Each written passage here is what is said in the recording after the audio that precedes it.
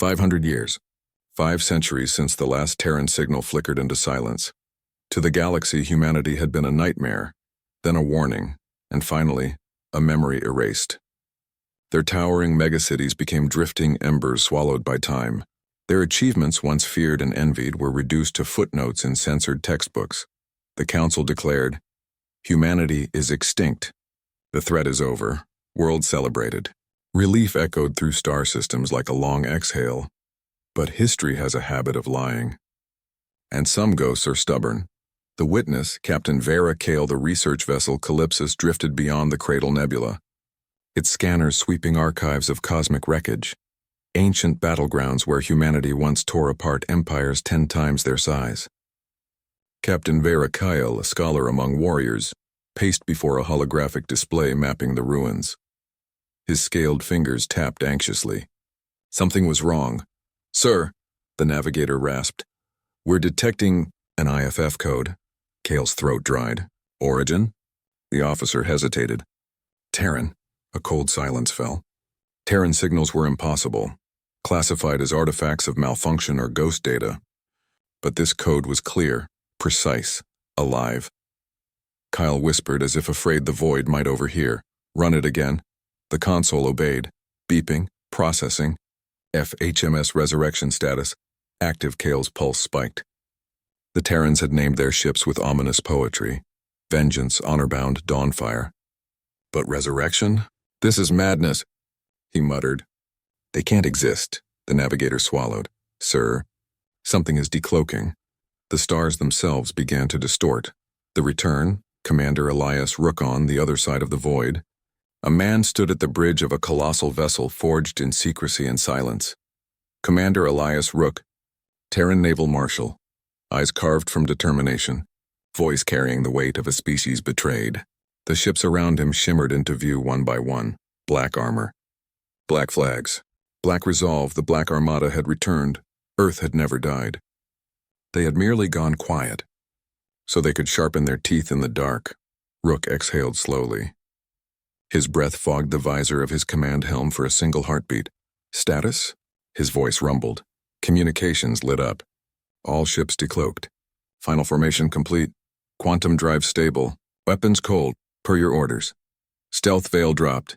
"We are visible to the entire galaxy." For the first time in 500 years, human authority radiated into every frequency of civilized space. Rook stared ahead at the peaceful core worlds glimmering like jewels. They had once celebrated humanity's annihilation. He clenched his fist. "Time to remind them we were never theirs to bury." The scholar trembles. Kael's scales bristled in primal terror. The Calypsis shook under the gravitational ripple of something massive. Outside, dark titans emerged, not one but dozens. Vessels the color of event horizons, hulls carved from unknown alloys reflecting no light. His crew gasped as more appeared in formation, an armada that dwarfed empires. "This," Kael whispered. "This is impossible. No transmissions yet. Just presence, silent, unflinching." "Captain," the comm officer cried, "they're hailing everyone." Humanity speaks again, across the galaxy, from noble courts to criminal dens. Every screen flickered. Static cracked, then cleared. The face of a human stared out. Commander Elias Rook, eyes like forged steel. Expression calm and absolute. Behind him, stars burning in resolve. "This message is addressed to all who once united to erase us." Gasps filled millions of alien throats. "We remember silence. You feared our ambition. You feared our refusal to kneel. So you called us monsters, to justify genocide." Council chambers erupted in horror. The Speaker of the Grand Senate stood shaking. "This can't be real." Rook continued, unwavering. "We watched as you celebrated our ashes. We listened while you rewrote our truth. We remained silent." The camera slowly zoomed in. Because judgment should never be rushed. The feed shook the galaxy. Faith in the void on Rook's bridge, a young ensign trembled. His hands wouldn't steady. War was terrifying, but this was the resurrection of a force the universe prayed would stay forgotten. Elias Rook placed a hand on his shoulder. "You believe in God, don't you?" he asked softly. The ensign blinked, startled by such a question in such a moment, then nodded. Rook looked toward the stars. Endless, overwhelming. No species survives this long by accident. He whispered, "Not for the galaxy, but for the heavens. You carried us through the fire. Now we carry your justice." The ensign breathed easier. Not luck. Not coincidence, purpose. The historian's realization, Kael staggered back from the display. He had studied humanity all his life. Their wars, their rise, their disappearance. He wrote books titled Terran's Myth-Turned-Lesson, The Dangerous Curiosity of Humans. Extinction through arrogance. Suddenly he understood. They had not vanished. They had evolved. He whispered the words that would ignite panic in every academic hall. Humanity never died. They simply stopped talking. A shiver twisted his spine. And now, they're speaking again. A warning. Not a threat. Rook raised a single gloved hand. A gesture of command, restraint, and power. We do not seek conquest. We seek truth. We seek accountability. His voice was a hammer wrapped in velvet. Every empire that spilled human blood will answer. Not today. Not all at once. His eyes narrowed. But soon, the message cut signal. The universe stared into a silence more terrifying than any war cry. Kael's inner conflict. The crew begged him to run, flee, hide, pray. Kael stood still. He was an historian and sworn to truth. And the truth now stood like a black mountain before him. He tapped his console and began recording a personal log. They returned. Not as ghosts, but as judges. He exhaled shakily. Everything we believed is a lie. Everything we feared is real. Yet something about Rook's gaze lingered in his mind. Not hatred, not chaos, but something deeper. Conviction. And Kael wondered, what if the humans had always been right to fight? What if their God truly watched? The calm before judgment. The Black Armada remained still, dark stars against a trembling galaxy. No weapons fire. No demands. No conquest, just presence. A warning written in steel. Incoming transmission. Terran Naval Command. Stand by. Phase 2 commencing. Elias Rook stepped forward. The universe held its breath. Humanity had returned, and the void would never be quiet again. Panic travels faster than light. The moment Commander Elias Rook's broadcast ended, the capital world of the Galactic Council, Valaris Prime, erupted into chaos. Alarms howled through shining spires. Skies flickered crimson with emergency shields. Citizens stampeded into subterranean shelters built under the comforting lie that humanity would never return. The lie was dead now. And terror was reborn. The Council's desperation inside the Grand Senate Hall, a curved chamber of marble and starlight. Diplomats screamed over one another. Translation systems struggled to keep up. They'll exterminate us. Evacuate the core world. Wasn't Earth destroyed? The Speaker of the Council, Lord Arkandraxis, tall, metallic-plated, eyes like molten gold, struck his gavel until it cracked. Silence. A trembling quiet spread. Draxis inhaled slowly, forcing composure. Terrans have been silent for 5 centuries. His voice tried, and failed, not to shake. We must analyze their intentions rationally. An aristocratic senator hissed back, "You heard their commander." "They seek retribution. They seek truth," Draxis corrected sharply. "Perhaps we should offer—" A voice cut him off, cold and calculated. "Truth is dangerous, Speaker." "We buried ours." All eyes turned to Admiral Sithra Vorn, High Commander of Defense. Her armor shimmered with the rank earned through blood and fear. She activated a holomap, dozens of black warships surrounding the Council's territories. Like vultures circling a corpse, one Terran. "Dreadnought," she said, "has enough firepower to crack a planet in half." Senators gasped like air had turned venomous. And there are 43 in formation. Panic surged anew. A summons for the historian research. Captain Veyra Kael, still aboard the Calypsis, received a priority transmission. By order of the Council, report to Valaris Prime immediately. Your expertise on Terrans is required. Kael's heart dropped. He knew this wasn't a request. This was a demand from frightened rulers clinging to guidance. He closed his eyes briefly. This was the moment every historian dreamed of, and feared. He whispered to no one. "God of the Terrans, if you exist, help me speak truth." The Black Armada, Phase 2 on the bridge of the battleship HMS Resurrection. Elias Rook watched the galaxy scramble like an anthill kicked open. "Show them the first message," Rook ordered. His officers nodded, executing commands with terrifying synchronicity. The Armada began to shift, dreadnoughts aligning into a crescent formation, a shape that in human culture symbolized both rebirth and judgment. The change triggered every sensor system in Council space. They're moving. Shields at maximum. Prepare for planetary defense protocols. But the Terrans did not fire. They simply opened their hangars, and something emerged. The return of Terra's children from each warship. Thousands of smaller vessels soared forward, sleek strike craft blacker than the abyss. But they did not attack. They painted the sky. Holographic beams projected into the void. Images formed, enormous, visible to entire star systems, Earth, blue, cracked, scarred but resilient, human cities burning under alien bombardment, children clutching one another beneath collapsed skies, fleets surrounding a dying cradle world. The truth, unfiltered. A reminder. Humanity did not start the war that tried to erase them. A voiceover, Rooks, thundered through the universe again. You destroyed our home. You declared us extinct. You celebrated a genocide. The projections shifted, showing humans evacuating children into deep stasis, last transports fleeing through collapsing slipspace. But faith kept us alive. Faith in ourselves, faith in something greater. The galaxy stared into a wound that never healed. The commander's prayer on the bridge. A chaplain approached Rook, a calm figure with a cross-shaped insignia integrated into his uniform. His presence felt ancient among the machines. You carry the voice of our people, he said quietly. Does the burden ever ease?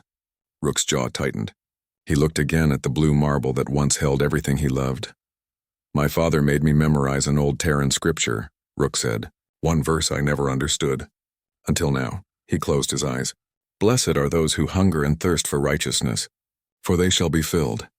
He opened his eyes, burning with purpose. We are full, Father. Overflowing. The chaplain nodded, no fear in his gaze. Then may God steady your hand. Rook exhaled. Not a sigh, but an offering. Council Horizons Collapse Kael arrived at the Senate Hall, escorted by armed guards who were clearly ready to shoot first and apologize never.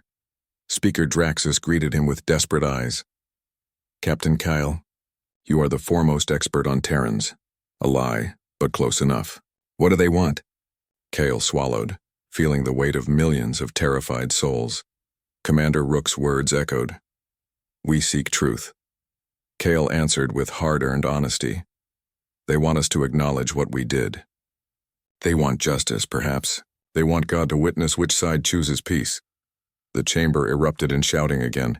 Impossible. They expect us to confess to history's darkest crime.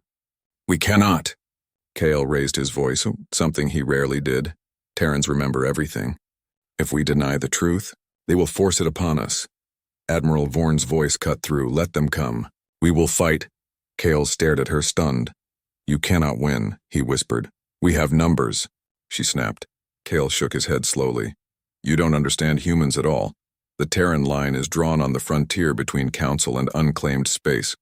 A small fleet of overconfident border patrol ships, acting without authorization, made the foolish choice to attack 4 cruisers opened fire on a single Terran. Escort ship. It lasted 11 seconds. Human AI countermeasures disabled. Every enemy system instantly. Weapons, engines, gravity controls. The disabled ships drifted helplessly in silence. No casualties. No destruction, a message burned across their consoles. Next shot fired Broder's war. Do not test our restraint. The galaxy went cold. Kael's shaking revelation, he stared at that message as it replayed across. Senate screens, restraint. Humanity returned strong enough to annihilate the Council instantly. But they hadn't. Why? Faith, honor, memory, pain, justice. Kael realized the truth that froze his blood. Terrans were not here to conquer. They were here to judge, and with terrifying morality. He whispered to himself, what kind of people gain unstoppable power and choose not to kill? The answer came like a heartbeat. Those who remember what it felt like to be nearly erased. Rook's Resolve Commander Elias Rook watched the border skirmish feed quietly. His officer asked, Sir, what if they attack again? Rook's voice was calm steel. Then may God have mercy on them. Because we will not. He turned toward his fleet. Prepare Phase 3. It's time they saw what we became in the dark. The Black Armada shifted again. Shadows moved. Starfields bent. Humanity was no longer waiting. The reckoning had begun. War never begins when the first weapon fires. It begins the moment truth becomes unbearable. The Council's worlds and proud glittering jewels of civilization now felt like fragile glass ornaments waiting to crack. Citizens prayed to gods they barely believed in. Leaders denied realities they could no longer control. And in the dark, silent wings of the galaxy, humanity prepared to speak louder. Commander Elias Rook, the edge of judgment, Rook stood before an immense viewport. The stars stretched infinite before him, cold, uncaring. Yet he felt watched, guided. His fleet officer approached with a tablet of tactical reports. Phase 3 assets are in position, she confirmed. Awaiting your signal. Rook nodded. The reports included dreaded acronyms. AKIAME, Archangel Combat Soldier Series X Program. Survivors Project Dominion. AI Kael's books had called humanity's persistence a disease, a virus that adapted faster than death could claim it. But they were wrong. Humanity survived because it believed. Rook gripped the railing, remembering words his mother whispered before the final evacuation of Earth. Even in the darkest tombs, God hears the heartbeat of the defiant. He straightened, a warrior made from faith and fury. Deploy the archangels, the archangels. Descend from the hold of the HMS Oathkeeper, figures emerged, towering soldiers encased in exosuits that resembled obsidian angel armor. Wings crafted from plasma filaments unfurled behind them, shimmering with power. Each suit bore the sigil of an ancient Terran prayer, nothing but God above us. Their leader, Seraph-01, touched down on a barren moon opposite a Council forward base. The ground quaked beneath their feet. We are the children of Earth, Seraph-01 transmitted. We come to reclaim the truth. The Council troops panicked, firing wild volleys of plasma. The archangels moved through the storm like phantoms, disarming weapons, disabling armor but never killing, until a soldier launched a forbidden singularity torpedo, a weapon banned across the galaxy for its ability to collapse life into nothingness. Seraph-01 recognized the threat instantly. Commander, they've deployed extinction-level arms. Rook's reply was heavy, a verdict. Then protect life. Whatever the cost, the archangels sacrificed Seraph-01, sprinted, faster than sound, and leapt directly into the path of the singularity. Torpedo. The detonation unleashed a swirling void. Gravity screamed. Reality twisted when the light died. One archangel kneeled, armor shattered but alive. The singularity was contained. Not one Council soldier had died. The universe stared in disbelief. Humans had protected their enemies. The historian in chains Kael arrived in the Senate chamber, but instead of gratitude, arrest awaited him. Guards seized him.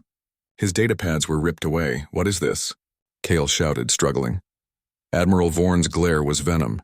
You've openly sympathized with the Terrans. You have seen classified truths. We can't have your fear spreading.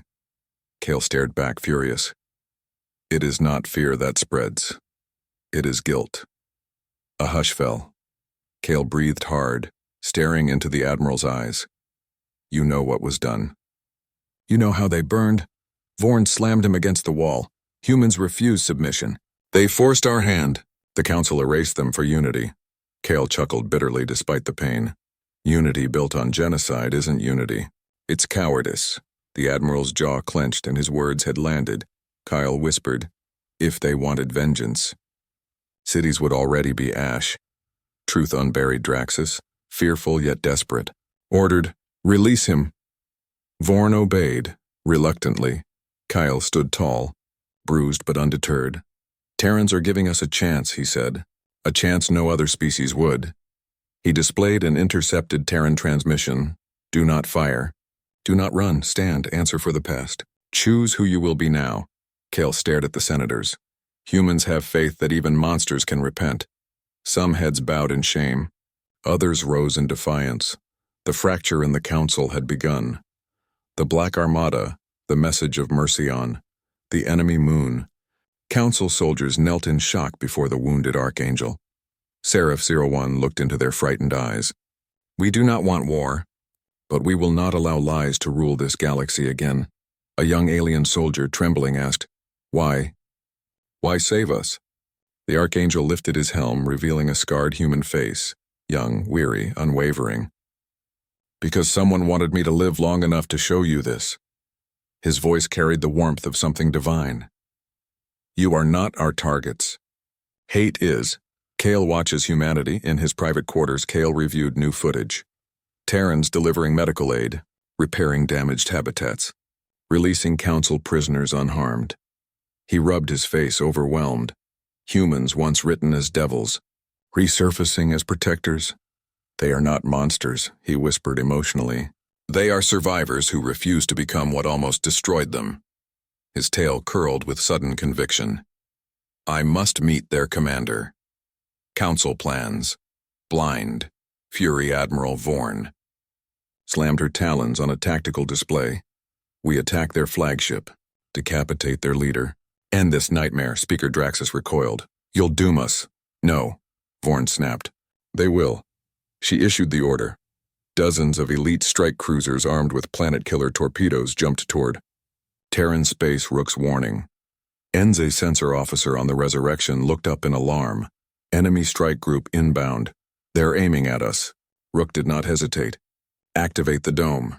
The dome, a barrier that pierced dimensions, enveloped.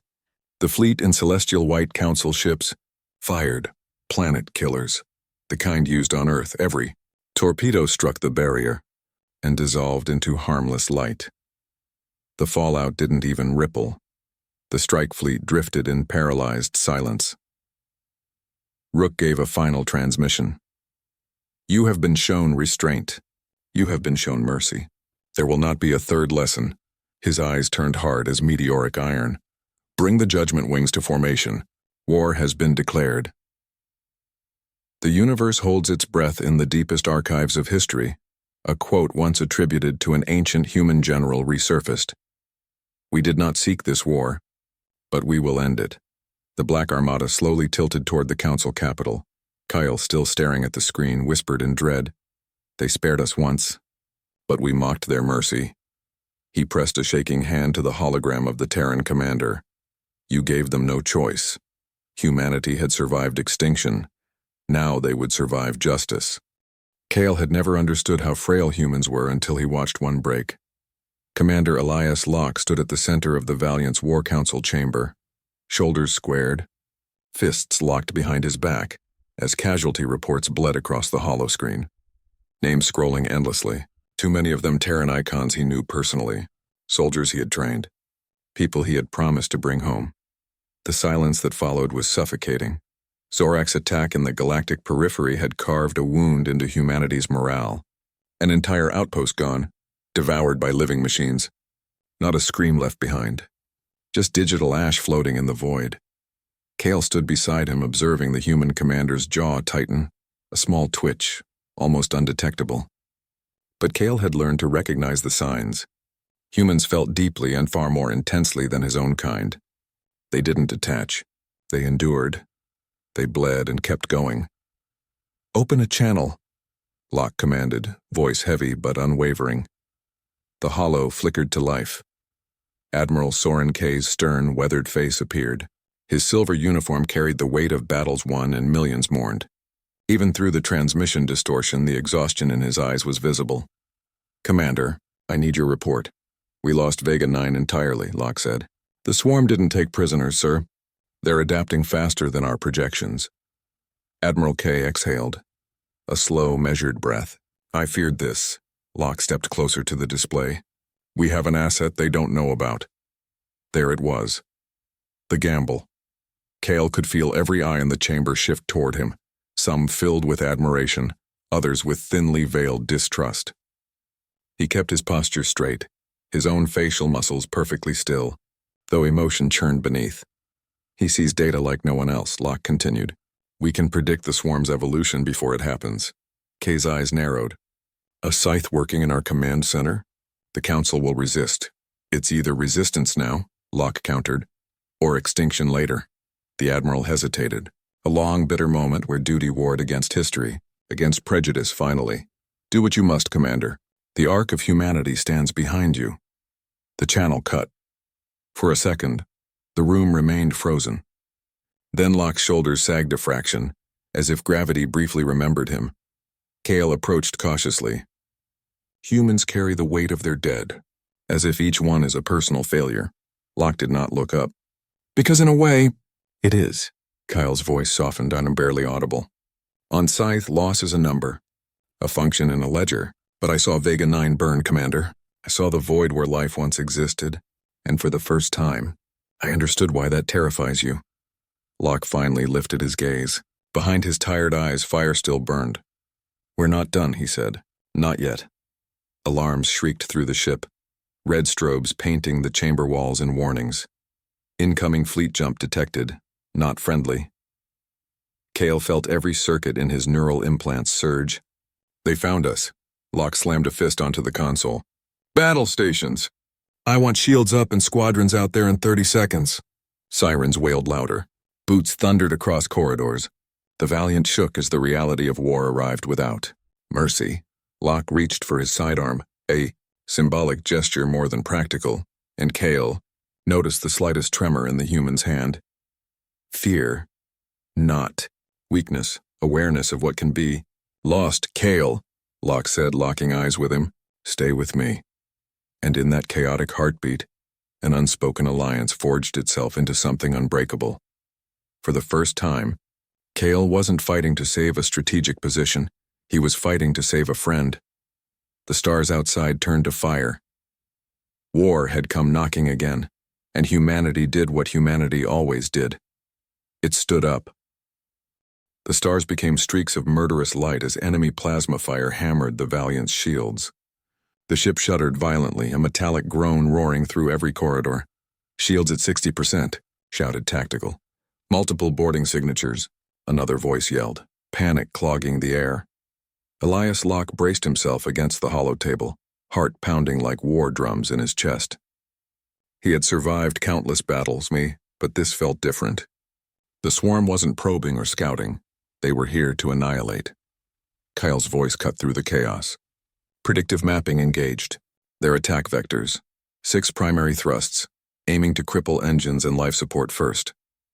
Locke nodded sharply. Then we'll make them regret ever finding us. He turned to the bridge crew. Delta defense formation. Redirect power from artillery to shields. There was hesitation, the trained instinct to shoot back, to retaliate violently. Locke slammed his fist down. That's an order. The crew rushed to comply, the deck humming as energy rerouted. Kael leaned closer, his eyes glowing with data streams. They will latch onto the hull within 30 seconds. Then we meet them there. Locke retrieved his helmet from a weapon locker, the visor reflecting fire and shadows. Kael, you're with me. Kael hesitated only long enough to say, Commander, biological shouldn't be on the breach team. It's illogical. Locke locked the helmet into place. Good thing humans aren't logical. The comm crackled. Breach imminent. Deck 6. Hangar access lock and Kael sprinted through the corridor as the ship quaked again. Explosions rippling like thunder. They reached Deck 6 just as molten metal began to drip from the sealed hangar doors. The swarm was chewing its way inside.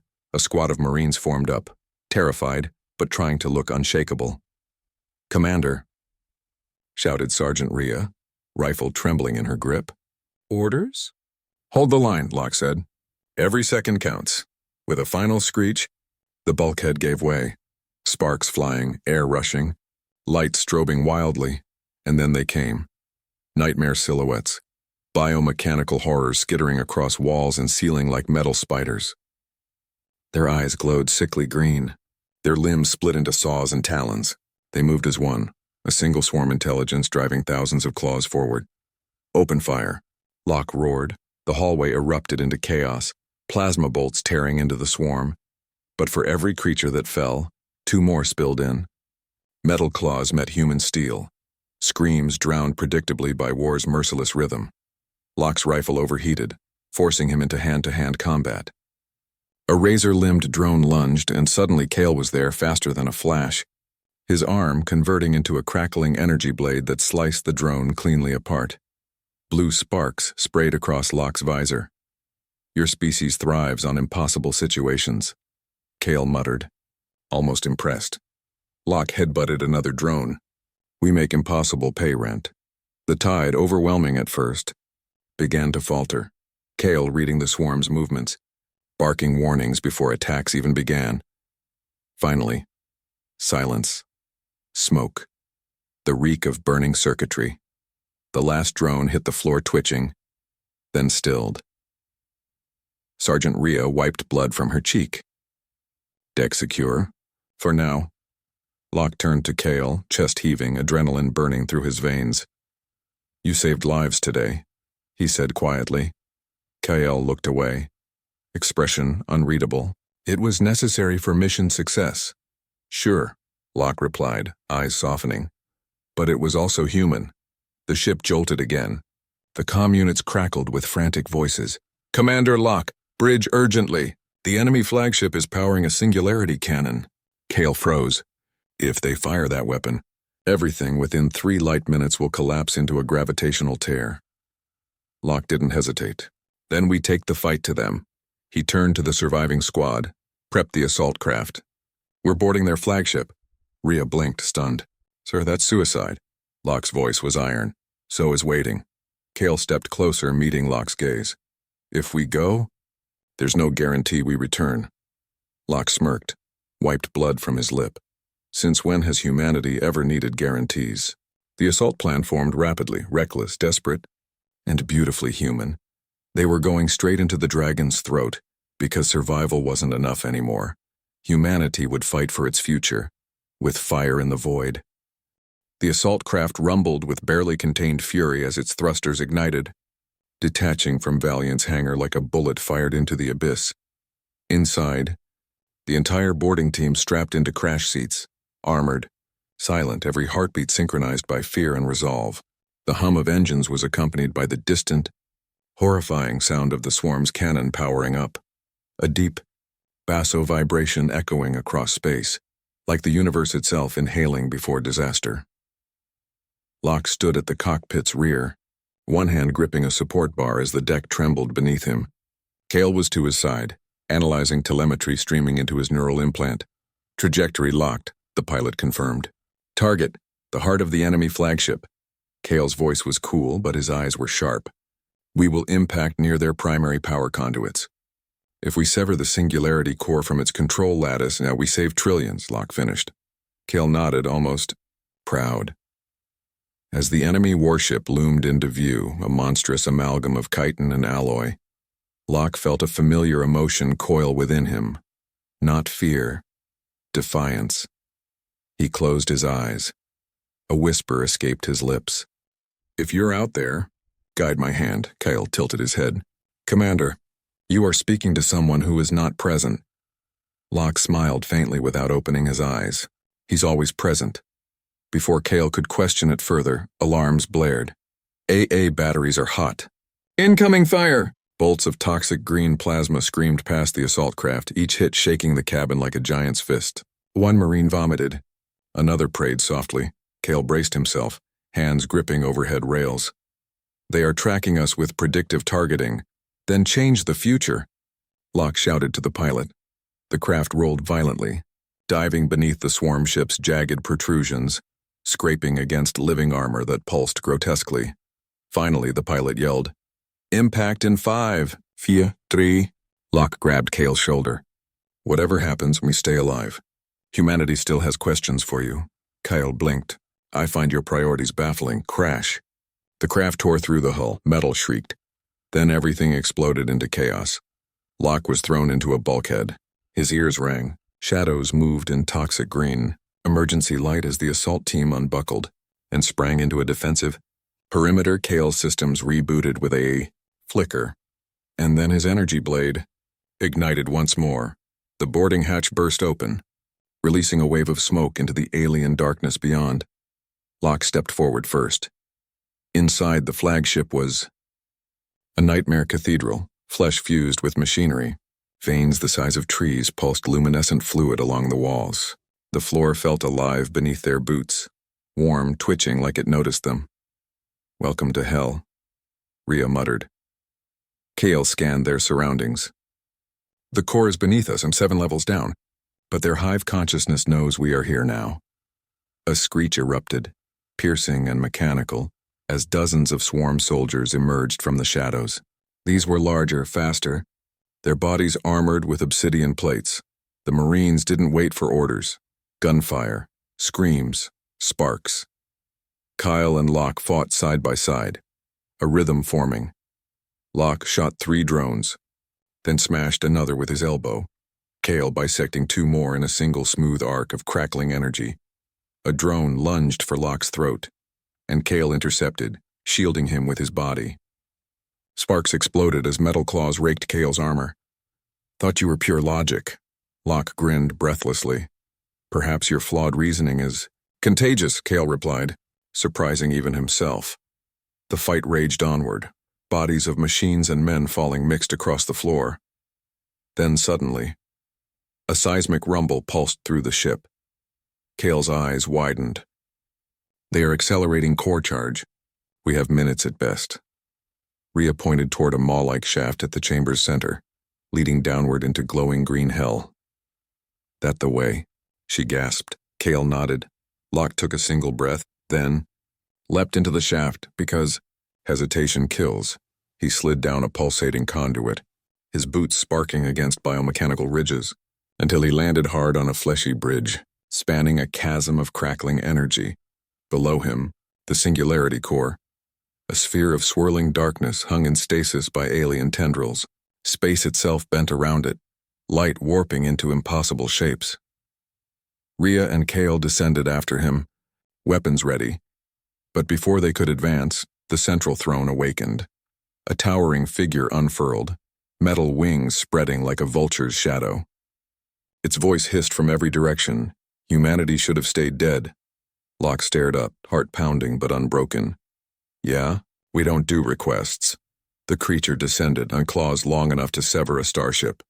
Kael stepped forward, shielding Locke again. "Find the control nodes." "I will hold it," Locke protested. Kael's voice sharpened like steel. "Humanity needs you alive, go." Locke hesitated, then ran, Rhea covered him, firing explosive rounds that tore chunks from power tendrils as Locke slammed, charges into the exposed conduits. The ringing in his ears faded, the terror dissolved. Purpose replaced everything.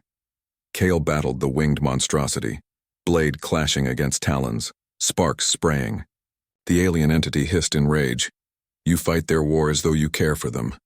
Kael's blade flared brighter. "Perhaps I do." Locke planted the final charge, the node cracking and screeching in agony.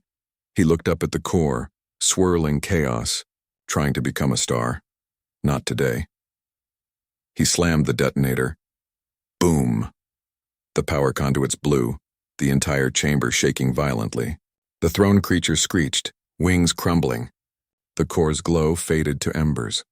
Locke screamed into the comm. "Mission complete. Extract now." Rhea grabbed his arm. "Commander, Kael!" Locke looked back through fire and shadows. Kael was pinned beneath fallen metal, the dying monster forcing its talons into his chest. Sparks and synthetic blood spraying, without thinking, without fear. Locke charged back into fire. Marine instinct, human loyalty, faith that sacrifice is never alone. He roared as he tackled the creature, bullets carving through alien flesh, the beast collapsing into the dark. Locke dragged Kael up, supporting his staggering weight. "You're not dying here," he growled. Kael stared at him, voice glitching. "I miscalculated," Locke smirked. "See? You're learning." Together they leapt into the extraction corridor just as fire consumed the chamber. Behind them, the core imploded, not with death, but with hope. The flagship's death screamed through its corridors.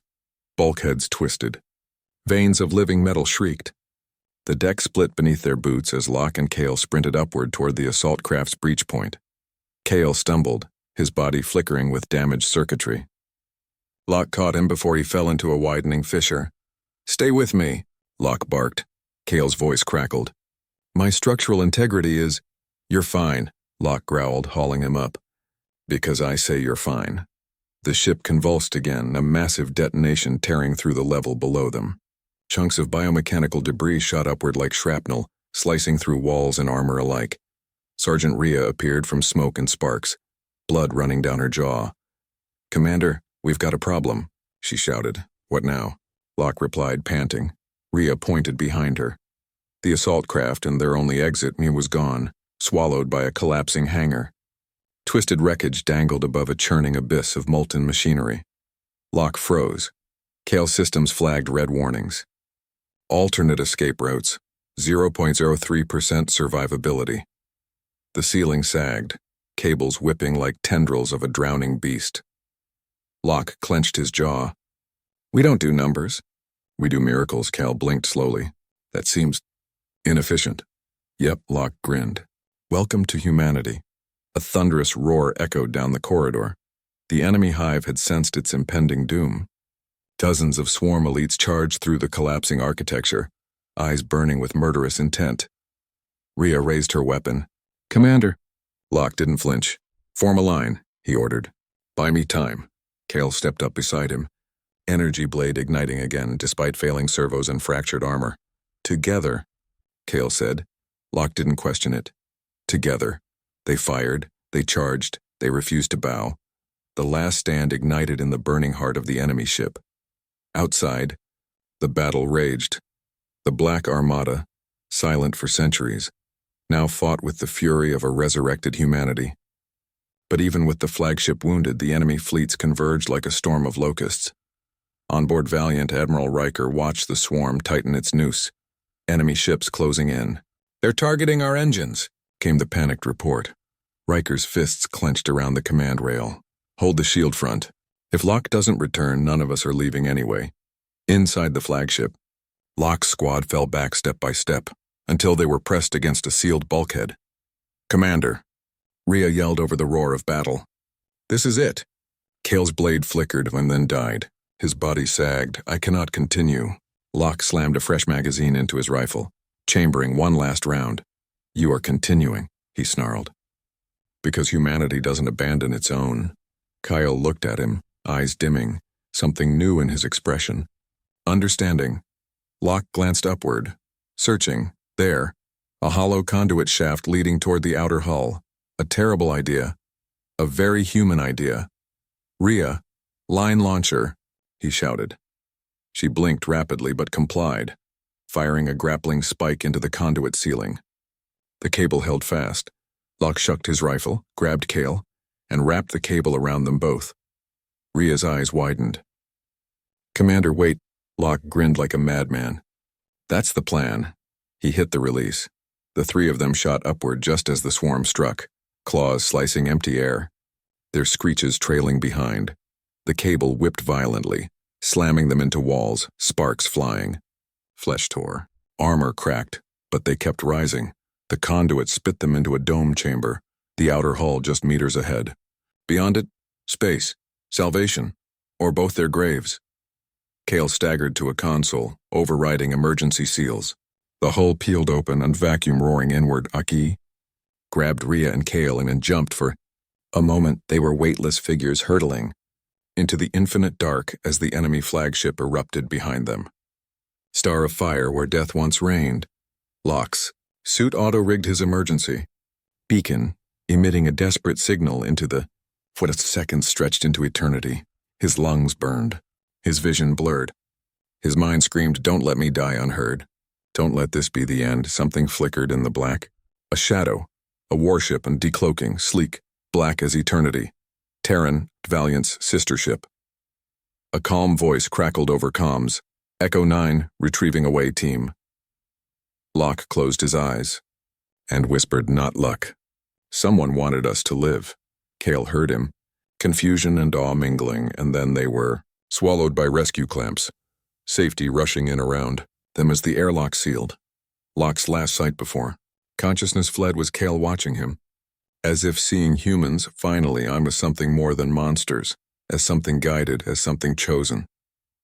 Locke woke to the rhythmic hum of medical scanners. Soft white light bathed the room. Familiar, clean, nothing like the hell he'd clawed through moments ago. His throat was raw. His chest felt like broken glass wrapped in fire. But he was alive. Kael. He jerked upward. agony flaring down his spine. A firm hand pressed him back.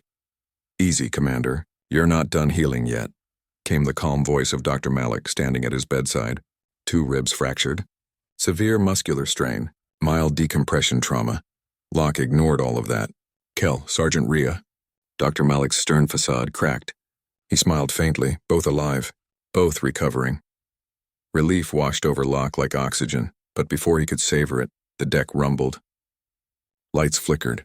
The battle wasn't over. Dr. Malik set a stabilizing band around Locke's wrist. "I shouldn't clear you for duty." Locke ripped it off, swinging his legs over the side. "I wasn't asking permission." Before Malik could protest again, Kael stepped into the room, heavily damaged, torso reinforced by emergency nanowrap, one arm still sparking faintly. Locke exhaled in disbelief. "You should be offline." Kael responded with absolute seriousness. "If you are fighting, I am fighting." Locke gave a pained grin. "Guess we're both terrible at resting." Minutes later, they strode onto Echo 9's bridge. Chaos reigned. The swarm fleet, enraged by the flagship's destruction, converged like a tidal wave of apocalypse. Hundreds of ships, thousands, an impossible number swelling the horizon. Admiral Riker appeared on the comm, his face bruised and determined aboard Valiant. "Locke, you insane stubborn, you did it. The core is down, but it woke every devourer in the sector." "And the Black Armada?" Locke asked, Riker's eyes sharpened. "They're ready." Across the stars, they emerged. One, then dozens, then hundreds of Terran warships decloaked in a formation that eclipsed constellations. Vast and silent, matte black hulls absorbing starlight like a cosmic judgment day. Engines flared like the beating of ancient wings. Every ship bore a crimson insignia, rising human fist through a broken chain. Gasps rippled across alien channels worldwide. Kael leaned forward, whispering almost reverently, "This is not a military display. It is resurrection." Riker's voice thundered through every Terran frequency. "Black Armada. Humanity returns." Tactical overlays ignited, flight patterns fractaling like divine geometry. Locke found words leaving his mouth without thought. "Let's remind the galaxy who we are." The Battle of 3 Suns. The first salvo was silent. Beams of pure event horizon energy lanced through space, slicing swarm ships as if carving lines in paper. The void lit up with explosions like fireflies set aflame by a god's wrath. Echo 9 dove between wreckage, its rail cannons firing hyperdense spears that crumpled alien hulls inward like tinfoil. Amid the chaos, a new frequency broke through, a message broadcast to every species, every system, every lost colony, a man's voice, weary, proud, etched with centuries of silence. Terran Navy. This galaxy once believed us extinct.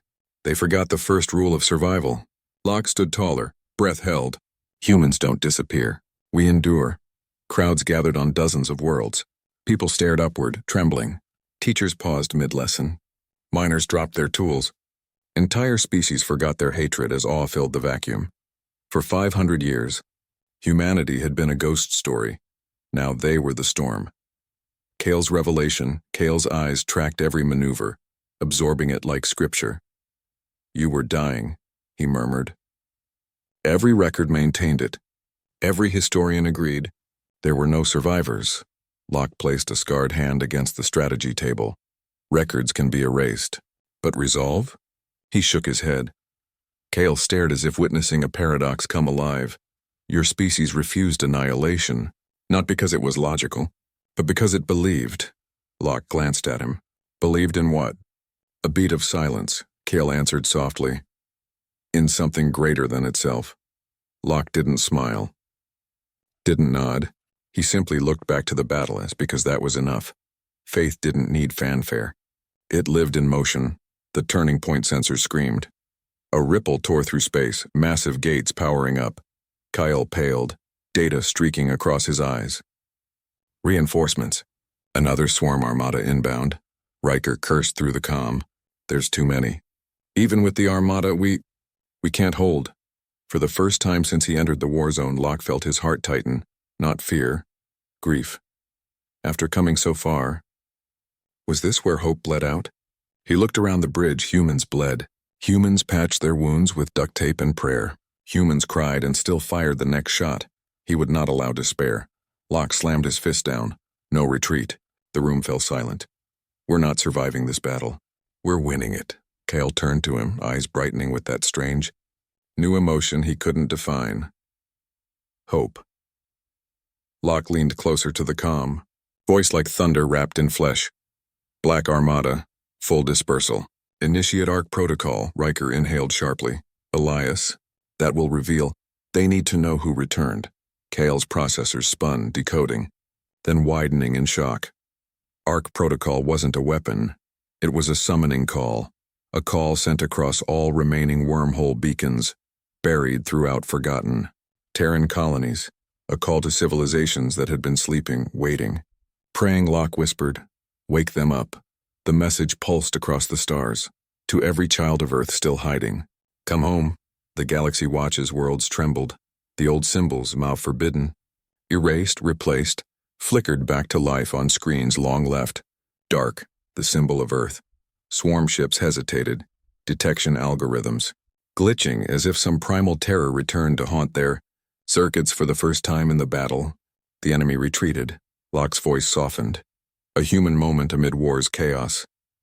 They declare us extinct, and we answer with rebirth. Kael stared at him, awe replacing cold logic. You are not fighting only with weapons, he said. You fight with belief. Locke nodded. Belief built ships like these. Belief kept us alive when facts said otherwise. Kael lowered his head, a gesture neither alien nor robotic. I think someone wanted your species to live. Locke looked out into the stars. I know he did. The void rumbled. A chorus of Terran thrusters igniting as reinforcements began to answer the call. Humanity was no longer alone, and the galaxy knew. Extinction was never their destiny. The alarms had been silenced hours ago, not because the danger was gone, but because the crew could no longer think clearly with that constant blaring. Instead, the hull itself screamed, metal groaning as though the star's gravity were slowly chewing the ship apart. Commander Rhea Sinclair floated in the dim red emergency lights of the Resolute. Her side throbbed. Kaelan pressure bandages wrapped tight around broken ribs. Every breath was a battle. She checked the chrono. 42 minutes left. Until the star behind them collapsed into a black hole, dragging every trapped vessel with it. Her crew, what was left of them, worked like ghosts, silent, focused, faces carved with exhaustion, but they were still alive, and that meant hope existed. Rhea's voice cracked as she spoke into the comm. Status report. Someone tell me we have something. A flicker of static. Then Dr. Voss, half conscious but still at his post, responded. We stabilized the anomaly for maybe 10 minutes longer, but our engines, if we ignite them now, we tear the ship apart. Kael's voice came next. Rough and urgent. That's why I will fly us. Rhea turned. He was gripping the railing, still bleeding from earlier wounds. His eyes glowed faintly in the red light, like embers refusing to die. You can barely stand, she countered. You humans think flight is with muscles, Kael rasped, tapping his temple. For the Kaelan, flight is instinct, connection. The vessel listens to us. It obeys, Rhea stared. Connection? With a human-built ship? Yes, his jaw tightened. Because you built it, and I trust you. For a heartbeat, everything froze. The dying star outside flared suddenly, burning like a god exhaling its last. The shockwave rattled the ship, hurling Rhea forward. She grabbed Kael's chest armor to steady herself, their faces inches apart. Both trembling from the gravity of all they carried, Kael whispered, I once saw your kind as irrational, reckless, fragile. His voice softened. But now I see the truth. You do impossible things. Because you dare, Rhea swallowed hard. For the first time she saw fear in his eyes and faith. Her hand slid down to his. Then let's do the impossible. Outside the hull, the Kaelan flagship was tearing, splitting along its spine, venting silver blood into the star's glow. Even the other alien survivors were abandoning hope, escape pods drifting aimlessly like lost fragments of dreams. No one believed survival was an option anymore, except one hybrid team, Bridge of the Resolute Kael sat in the pilot cradle, a neural interface clamping to his temples. It lit up with spectral blue patterns that seemed to answer his pulse. Rhea stood close behind, issuing coordinates and engineering commands manually. Every console fried. Overloaded or dead. Course plotted, she said, voice steady despite the quake beneath her feet. We aim for the anomaly's weakest point right before collapse. Kael exhaled sharply. If we miss, we fall into the dark. Then we don't miss. Rhea placed her hand on his shoulder. Firm. Grounding. The ship hummed, then growled, then screamed to life. Kael's wings, hidden beneath torn armor, unfurled just slightly as if sensing home. His eyes turned brighter, wild. Hold on! The final run, they surged forward, straight toward the collapsing star. The gravity well pulled at them like a monstrous hand, bending time, tearing sanity. The ship shook so violently that screens shattered, sparks rained like falling stars. Rhea shouted into comms, "All hands brace!"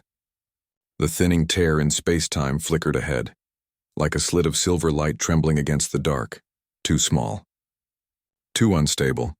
But Kael's voice, calm and fierce, cut through the chaos. Trust me. He banked the ship sideways at the last second, surfing the gravitational shear with impossible precision. The Resolute skimmed a beam of burning plasma that would have vaporized them. The bridge shook. Rhea was thrown into Kael's back, gripping whatever she could. Static burst across the speakers. You won't make it. A familiar voice, hoarse, almost pleading. The Kaelan Grand Marshal. Kael snarled. I defied you once. I'll defy you to the end. You'll die for them? No, Kael whispered, eyes blazing. I'll live with them. He forced the engines higher, beyond red line, beyond logic, beyond survival. The anomaly exploded open, light swallowing the ship whole. Silence. Total. Absolute terrifying silence. Were they alive? Or had they already been claimed by the dark? Rhea's breath caught as the star behind them collapsed fully, becoming a singularity, swallowing the battlefield and all who failed to escape. Kael sagged in the cradle, the neural interface hissing and releasing him. Then, the stars ahead reappeared, unbroken, peaceful, familiar. They made it. Rhea's knees buckled with relief. Kael caught her, barely conscious, but smiling. A small, crooked smile. You believed, he whispered. Rhea pressed her forehead to his, tears finally allowed to fall. I always did. Kael slipped into unconsciousness before Rhea could even thank him for saving them. The neural cradle released its final hiss and his body slumped forward, heavy, limp, and frighteningly still. Kael? Rhea shook him gently. Hey, don't you dare. No response. His pulse was faint, like a candle struggling to stay lit in the cold of space. Her voice cracked. Medical. I need a team now. But the comm only gave static. Most medics were either dead or scattered across sealed compartments. The ship had survived, yes, but barely. Systems were failing like dominoes. Gravity flickered. Sparks continued to fall like dying fireflies. Rhea gathered Kael into her arms and dragged him, step by agonizing step, toward the infirmary. The ship creaked behind her. The silence of survival was loud. The infirmary. Fading lights, doctor. Voss lay unconscious on the floor. But the automed system flickered to life when it detected Kael's biometrics, his alien physiology confusing but resolvable. Rhea's hands hovered over his chest. Afraid to lose contact, a mechanical voice droned. Critical neural overload. Foreign neuromuscular damage. Stabilization required. Then stabilize him, she shot back. The machine complied, injecting a shimmering silver fluid into Kael's veins. His wings twitched beneath the shredded armor.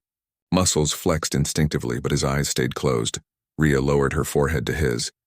You told me humans do the impossible, so now it's your turn. Her voice broke on the last word. Bridge. The celebration, no one wanted hours later, emergency power was restored. The remaining crew gathered around their damaged consoles as Rhea entered, face stern, heart somewhere else entirely. Lieutenant Arden managed a weak smile. We're alive. Captain. The word hit her like a blow. Commander no more. She had inherited the rank through blood and loss. Rhea nodded, forcing strength through exhaustion. Damage report. Engines holding. Comms partially restored. We're charting a course to friendly space. And the Kaelan survivors? She asked quietly. Arden paused. They want to speak with you. Rhea exhaled slowly. Her fate as a soldier had never involved negotiating peace with a former enemy, but things were different now. Kael had made sure of that. Open a channel. The Kaelan Delegation 3. Kaelan officers appeared in the flickering holoscreen, armor cracked, pride shattered. Behind them lay a hangar full of wounded, defeated warriors. Their leader lowered his head. Human captain, you risked everything to save us. Rhea's jaw tightened. Your commander risked everything to save all of us. Another Kaelan spoke, voice strained with guilt. We misjudged your species. Perhaps we sought to destroy what we feared. He looked down. And we fear ourselves most of all. Rhea stepped closer to the projection. Then she said the words Kael would have wanted. War ends today. What's left now is survival. Together, the three officers bowed deeply. A new alliance, born not from treaties, but from shared death and shared salvation. Back to Kael, Rhea rushed from the bridge the moment the call ended. She reached the infirmary breathless and froze. Kael was awake, sitting upright, watching the stars outside the viewport. His wings were partly unfurled, shimmering softly in the medical lights. For the first time, they looked less like weapons and more like something meant for protection. Freedom. Life. He turned toward her, eyes tired but shining. You survived, he murmured. Rhea almost smiled through her tears. You dragged us through a collapsing star. You survived. He tilted his head slightly, like he was studying some strange, beautiful creature. You were the last voice I heard before the dark took me, he confessed. It brought me back. Rhea's throat tightened. She sat beside him, resting her hand over his. Kael's expression softened with a vulnerability he'd never shown on a battlefield. You humans burn so fiercely, he whispered. Maybe that's why stars answer you. Rhea leaned closer, feeling the heat radiating from him, feeling the truth of all they endured. We answered each other, she replied. Silence settled, not empty, but full of everything unspoken. Finally, Kael stood, still weak but determined. What comes next? He asked. Rhea took a shaky breath. The galaxy is going to change, because we did. Kael offered his hand, not as a warrior, as a partner. Rhea took it, fingers intertwining, eyes locked, stars beginning again. Silence. That was the first thing the galaxy noticed. Not destruction, not threats, not a war cry. Just silence. Like the breath before a prayer. The capital system of the Galactic Council had known peace for generations, peace built on the belief that humanity had vanished into myth. Now, the myth had come home. 3 hours until arrival. Black Armada. Flagship Rhea walked beside Kael through the observation deck. The stars stretched like rivers of silver ahead of them. The Black Armada, once shadows, now flew openly behind their flagship in a formation like wings, a symbol, a declaration. Kael stood still, taking in the sight. 500 years, he whispered. Were you hiding? Or preparing? Rhea answered with steel in her voice. We were healing. And now? He asked. A soft light reflected in her eyes. Hope mixed with resolve. Now, we remind the galaxy who we are. Kael closed his eyes for a moment, wings shifting slightly. It's strange, he confessed, to trust what I once feared. Rhea gave him a small, grateful smile. We all fear what we don't understand. Until we learn, Kael studied her face, every scar, every stubborn spark. I learned humanity by watching you, he said quietly. Her heartbeat stumbled. But before she could respond, a crewman called out, Council fleet detected ahead. Defensive stance! Rhea straightened. Her voice sharpened. No, not today. Open a broadcast channel. Entire system. Broadcast of the return to every screen. Every comm. Every heart in the galaxy. Listened. Rhea stepped into the holofield, her image cast across worlds. Behind her, the Black Armada loomed like a storm refusing to pass quietly. She inhaled, then spoke. We are humanity. The words struck like thunder. We are not extinct. We are not your shadows.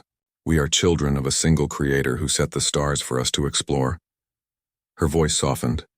Not weakness, but truth. We were broken once. We lost our way, but suffering forged unity. Isolation taught faith. And now we rise, not to conquer, but to stand. The galaxy held its breath. Kael stepped forward beside her. An alien, standing with a human. They saved us, Kael proclaimed. Not because we asked, but because they believed lives have worth, even the lives of their enemies. His voice carried the weight of a converted soul. If this is humanity, I will follow them. Gasps echoed across 1,000,000 worlds. The old narrative died in a single heartbeat. Council response. The council's highest authority appeared. An ancient Orani elder, wise eyes shimmering with shame. We declared you extinct, the elder said. Rhea bowed her head slightly. You erased us from history, but you couldn't erase our will. The elder nodded slowly. Perhaps we feared a species that speaks to the universe as if it listens. Their voice trembled. Do you come demanding payment? Revenge? Rhea shook her head. We come asking only this. Let us prove we deserve a place among you, not above you. With you. Kael stepped forward once more, wings unfolding like a shield. I will vouch for them, with my life. A silence followed. Then, the elder bowed deeply, and the entire chamber bowed with them. Then welcome home, humanity. The applause of worlds from the far rim to the inner core. Voices rose. Some cheered. Some wept. Some prayed. Upon every planet, beings looked at the sky differently. Perhaps, they thought, there is someone above all of this. A moment beneath the stars later, and far from speeches and politics, Rhea and Kael stood watching the galaxy's lights shimmer like new beginnings. Kael spoke first. I once believed stars were indifferent, that they burn because that is all they know. Rhea smiled faintly. But now, he turned toward her. Now I think they burn, so we do not lose our way in the dark. His fingers brushed hers. She did not pull away. Their hands intertwined. A quiet promise. What do humans say at moments like this? He asked, curious. Rhea leaned into him, voice warm and unwavering. We say, not luck, not chance. We're still here because someone wanted us to live. Kael let those words settle deep, into scars, into hope. Then he whispered, then may he guide us both. The stars seemed to brighten, as if they agreed. Final lines. HFY, forever humanity had returned. Not as tyrants, not as ghosts, but as survivors and believers who refused to let extinction write their story. And the galaxy learned a truth that day. You can erase records, but never resolve. Because humans, they don't disappear. They return, stronger,